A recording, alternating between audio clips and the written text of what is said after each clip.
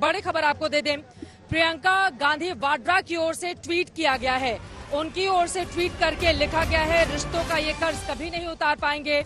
उत्तर प्रदेश की जनता का वो धन्यवाद अर्पित करते हुए दिखाई दे रही है। रायबरेली की सेवा में कोई कोर कसर नहीं छोड़ेंगे। मुझे यूपी की जनता पर गर्व है, ये कहा है प्रियंका गांधी ने।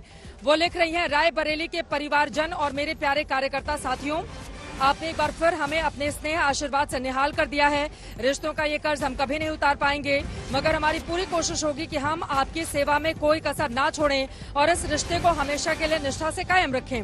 आज मुझे आपने यूपी की जनता पर सबसे ज्यादा गर्व है, क्योंकि आपने अपनी जागरूकता और विवेक से सच्चाई को पहचाना है।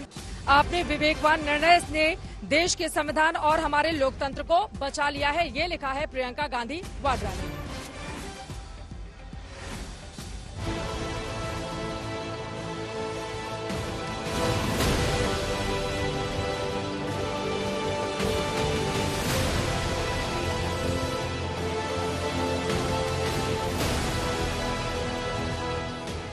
ये नाक की लड़ाई थी, ये साख की लड़ाई थी।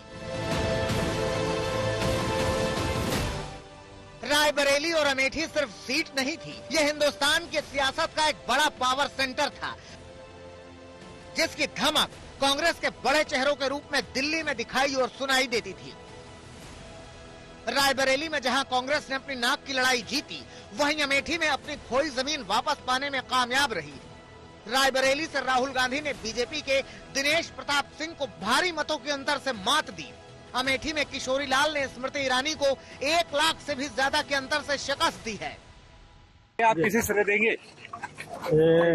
यहाँ की जनता और गांधी परिवार को। शायद बीजेपी के लोगों को ये बात समझ नहीं आई थी कि किशोरी लाल शर्मा जी अमेठी से बहुत क्लोजली कनेक्टेड व्यक्ति हैं और इसलिए उनकी जीत निश्चित थी। और मैं उनको कंग्रेचुलेट करना चाहता हूं कि अच्छी तरह वो जीते हैं। जैसे कि अटल जी कहा करते थे, क्या हार में क्या जीत में, किंचित नहीं भयभीत में, संघर्ष पथ पर जो मिले ये भी सही वो भी सही, वरदान मांगेंगे नहीं। हम वो हैं जिन्होंने पूर्ण निष्ठा के साथ क्षेत्र की सेवा की और आगे भी संगठन की शक्ति के माध्यम से सेवा करते रहेंगे। पिछले चुनाव में स्मृति ईरानी से अमेठी में अपनी पारंपरिक सीट हारने के बाद इस बार राहुल ने पहले वायनाड से नामांकन किया, जिसके बाद स्मृति ईरानी ने राहुल गांधी को जमकर घेरा। जिन्हें अमेठी ने अस्वीकार कर दिया, जो अमेठी छोड़कर वायनाड चले गए, वो रायबरेली के पूर्णता कभी नहीं हो पाएंगे। प्रश्न ये उठता है कि उन्होंने वायनाड में कहा कि वायनाड ही उनका परिवार है, तो आज रायबरेली में क्या कहेंगे? ये लड़ाई उस वक्त और दिलचस्प हो गई जब राहुल गांधी ने अमेठी की बजाय रायबरेली से चुनाव लड़ने की बात कही। सोनिया गांधी ने रायबरेली की जनता से भावुक अपील की, जिनका असर इन परिणामों में देखने को भी मिला।